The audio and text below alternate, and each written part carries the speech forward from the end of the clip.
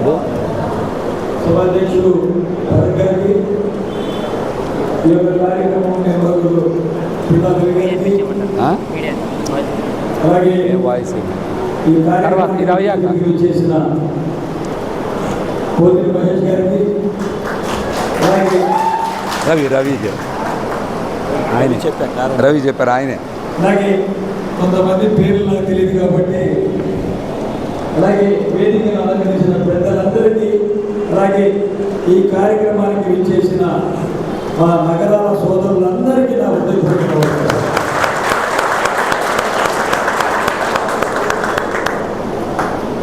ఈరోజు మహేష్ గారు మాట్లాడుతున్నప్పుడు చాలా అర్థాలు ఉన్నాయి.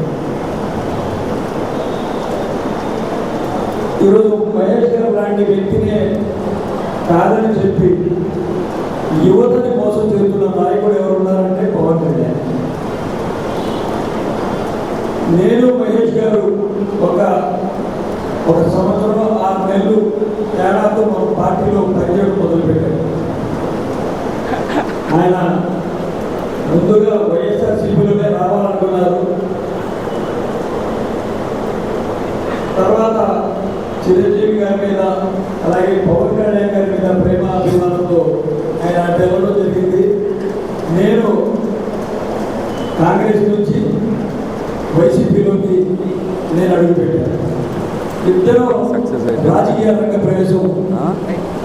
అలాగే జగనన్న దగ్గరికి వెళ్ళి ఆయన సంస్కృతి ఫంక్షన్ హాల్లో ఆయన నాతో మాట్లాడడం జరిగింది. ఆ రోజు గుర్తుందో లేదు, ఇక్కడే గట్టారు కదా సంస్కృతి ఫంక్షన్ హాల్లో కనబడి, మీ జగన్ గారితో నేను కలిశానయ్యా, పనిచేయమన్నారు. నాకు ఏదైనా ఉన్నత స్థానం కావాలని నేను ముక్కు సూటిగా అడిగాను. నేను ముందు పనిచేయండి అన్నారు. నేను జనసేనకి నేను పనిచేయాలని నేను నేర్చుకున్నానని చెప్పారు. అలాగన్నా అని చెప్పి నేను అప్పుడు ఈ యొక్క పశ్చిమ నియోజకవర్గానికి సమన్వయకర్తగా పనిచేస్తున్నాను. అప్పుడు నాకు పిలిచి ఈ యొక్క నియోజకవర్గానికి సమన్వయకర్తగా ఇవ్వడం జరిగింది. ఫోటోలు తీసుకో వెనక్కి. జగన్మోహన్ రెడ్డి గారికి పవన్ కళ్యాణ్కి తేడా చూసుకోండి. పార్టీ కష్టకాలంలో తన వంతు తన దగ్గర ఉన్న డబ్బును ఖర్చు పెట్టుకొని పార్టీ బాగుంటేనే మనం బాగుంటామని నడిచినోడి నేను ఒకటి. అదే రీతిలో పార్టీని నమ్ముకొని, అధినాయకుడిని నమ్ముకొని పార్టీతోనే నడిచిన నాయకుడు పోతిరి మహేష్ గారు. మరి ఇద్దరు నాయకుల మధ్యలో తేడా ఏంటో మీరే గమనించారు. జగన్మోహన్ రెడ్డి గారు నేను పార్టీని నమ్ముకొని పార్టీ ఏదైతే ఆదేశాలు ఇచ్చిందో ఆ ఆదేశాలకు అనుగుణంగా నేను పనిచేశాను. పోతిరి మహేష్ గారు కూడా పనిచేశాను. నాకంటే కొద్దిగా ఎక్కువగానే పనిచేశారు పోతిరి మహేష్ గారు. ప్రతిరోజు మా పార్టీ మీద ఏ ఒక చిన్న సబ్జెక్ట్ వచ్చినా సరే దానికి రోజు ప్రెస్ మీట్, అది చేశారు, ఇది చేశారు, అలా జరిగింది, ఇలా జరిగింది అని చెప్పి. అయినా సరే బయట పోతిరి మహేష్ గారు కనపడితే నేను మాట్లాడటం, నేను కనపడితే ఆయన మాట్లాడటం. పోతిరి మహేష్ గారికి మాకు ఉన్నంత సన్నిహితం. కొన్ని సందర్భాల్లో పోతిరి మహేష్ గారు పార్టీ మీద బాగా వెలిసిపడిపోయారు. మరి అలా కమిట్మెంట్తో ఆయన పార్టీని నమ్ముకొని పనిచేసిన వ్యక్తిని కాదని చెప్పి మరి బీజేపీకి ఈ యొక్క పశ్చిమ నియోజకవర్గం సీటు నమ్మేయడం ఎంతవరకు సభకు మీరే తెచ్చుకోండి. పార్టీకి నమ్మి కష్టపడినోడికి నాకు సీట్ ఇచ్చిన నాయకుడు ఇవ్వాల్సిన సీటుని ఇవ్వకుండా బీజేపీకి అమ్మేసిన పవన్ కళ్యాణ్ మీరే తెచ్చుకోండి. అంటే నాయకుడు అంటే కమిట్మెంట్. జగనన్న నాయకుడు అంటే ఒక భరోసా, నాయకుడు అంటే ఒక మాట, నాయకుడు అంటే ఒక విజన్. నమ్ముకున్న వాడి కోసం ఎందాకైనా వెళ్ళే నాయకుడు ఎవరంటే వైఎస్ జగన్మోహన్ రెడ్డి.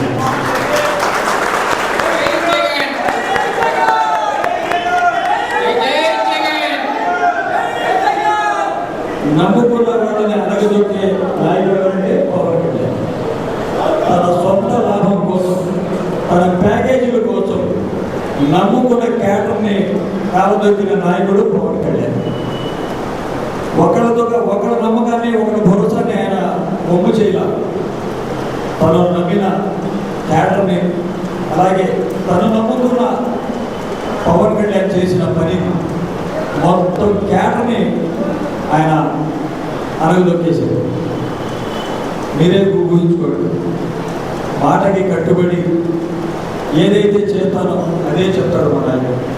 మరి నా కోసం, నా టికెట్ కోసం నిమ్రా కాలేజ్ అధినేత షాకిబ్ రసూల్ ఖాన్ ముస్లిమ్స్కి ఇస్తారనగానే వెంటనే ఆయన షాకిబ్ రసూల్ ఖాన్ గారు జగన్మోహన్ రెడ్డి గారికి డబ్బులు పంపించారు. పార్టీకి నేను ఖర్చు పెట్టుకుంటాను, పార్టీ ఫండ్ కూడా ఇస్తాను కోట్లాది రూపాయలు. అయినా సరే జగనన్న చిరునవ్వుతో వెళ్ళిపోయి నేను నెక్స్ట్ లిస్ట్లో ఆసిఫ్ పేరు అనౌన్స్ చేద్దాం అనుకున్నాను. ఫస్ట్ లిస్ట్లోనే ఆసిఫ్ పేరు అనౌన్స్ చేయని చెప్పిన నాయకుడు ఫస్ట్ లిస్ట్లో పేరు అనౌన్స్ చేయండి.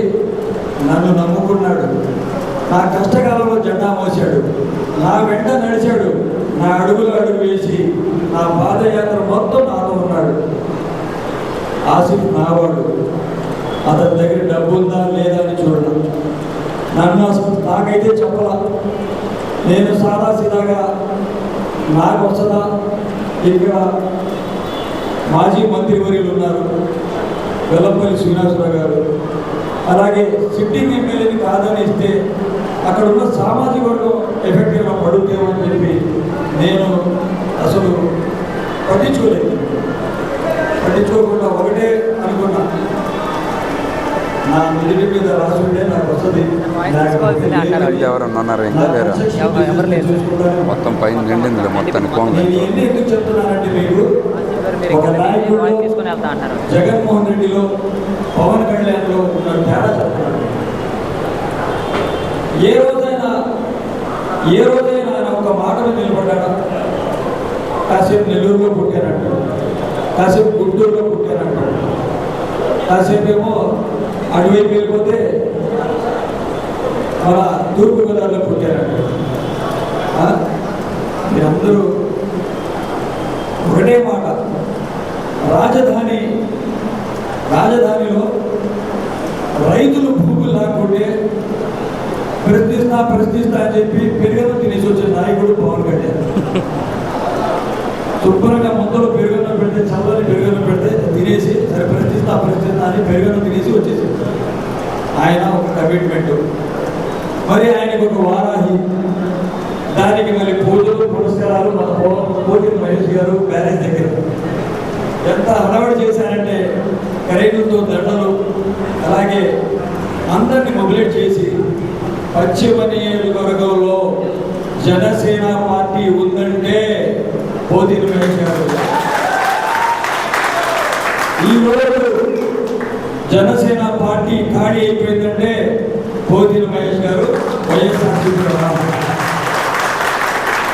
వైఎస్ఆర్సీపీలో ఆయన ముక్కుసూడితనంతో నేను తెలుగుదేశంలో ఎండవేంటి, ఈ బీజేపీలో ఎండవేంటి, దీనికి పవన్ కళ్యాణ్ సపోర్ట్ చేసి ఈ యొక్క మాయకూటమి ఏర్పడడం ఏంటి, నేను ఎందుకు వెళ్ళాలి? ఈ యొక్క మాయకూటమికి సపోర్ట్ చేస్తే నన్ను మోసం చేసిన పవన్ కళ్యాణ్ కూడా సపోర్ట్ చేసినట్టు అని ఒక మంచి నిర్ణయంతో జగనన్నకి అలా ఏ కమిట్మెంట్ లేకుండా, ఏమీ ఆశించకుండా పార్టీకి పనిచేయాలి. జగనన్న సిద్ధాంతానికి మెచ్చి వచ్చిన నాయకుడు పోతిన. మరి ఈరోజు పోతిన మహేష్ గారు రాకతో మా వైఎస్ఆర్ కాంగ్రెస్ పార్టీకి మరి ఇంతమంది ఎస్సీ, ఎస్టీ, మైనార్టీ, అలాగే మా నగరం సోదరులందరూ నాకు బలోపేతం చేసే విధంగా నా ముందున్నాను. మీరు ఒక్కటి గమనించండి, నాయకుడు అంటే కమిట్మెంట్ జగనన్నలో ఉంటుంది. ఎవడు పిలిస్తే ఆడికి వెళ్ళిపోయి కమిట్మెంట్ ఇచ్చాడు. మీడియా అందరినీ భోజనాలు చేయమని, అది భోజనాలు పెట్టించాను, స్టార్ట్ చేయండి, ఇబ్బంది ఉండదు, వాళ్ళందరినీ భోజనం చేయమని, కిందకి తీసుకెళ్ళి వాళ్ళందరినీ పెట్టించు స్టార్ట్ చేయొచ్చు. ఈ 23 సీట్లకి మళ్ళీ ఢిల్లీ, హైదరాబాద్, మంచి భోజనం చేయమని, హైదరాబాద్, విజయవాడ ఫ్లైట్లు డబ్బులు దండగా. మళ్ళీ ఈ మధ్యలో వారాహి, ఆ వారాహి మళ్ళీ కాలం మార్చడం, మళ్ళీ అన్ని మతాల వారు ఉన్నట్టుగా అక్కడ సిక్కు ఇటు సాయిబులు అందరూ ఆ వారాహి పట్టుకొని ఏడడం, ఈయనేమో పూర్వం వచ్చినట్టు ఊగిపోవడం. మరి దాని తర్వాత ఏదో జగనన్నలాగా 3648 కిలోమీటర్లు పాదయాత్ర చేసేద్దామని చెప్పేసి ఆ వారాన్ని తెప్పించడం, 4 రోజులు తిరగడం మొదలుపడిపోవడం, 4 రోజులు తిరగడం మొదలుపడిపోవడం. నాయకుడు అంటే వైఎస్ రాజశేఖర రెడ్డి గారు, స్వర్గీయ రాజశేఖర రెడ్డి గారు, ఆయన తనయుడు జగన్మోహన్ రెడ్డి గారు.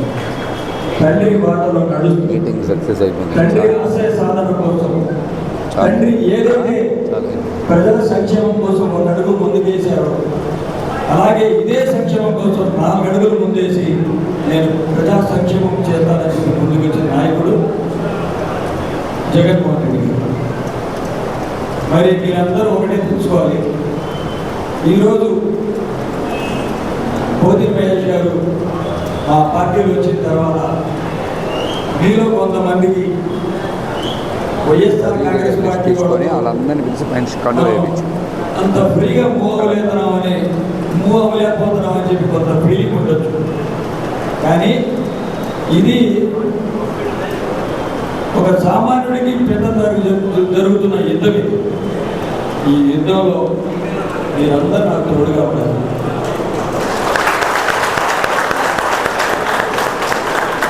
అలాగే పోతిరి మహేష్ గారికి జగనన్న ఎంతో ఆప్యాయతతో మహేష్ అన్న అని చెప్పేసి ఆయన ఆహ్వానించడం జరిగింది.